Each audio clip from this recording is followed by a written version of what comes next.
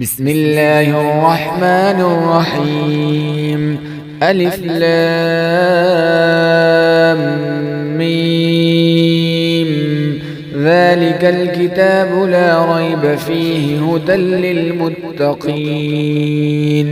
الذين يؤمنون بالغيب ويقيمون الصلاة ومما رزقناهم ينفقون والذين يؤمنون بما أنزل إليك وما أنزل من قبلك وبالآخرة هم يوقنون أولئك على هدى من ربهم وأولئك هم المفلحون إن الذين كفروا سواء عليهم أأنذرتهم أم لم تنذرهم لا يؤمنون ختم الله على قلوبهم وعلى سمعهم وعلى أبصارهم غشاوة ولهم عذاب عظيم.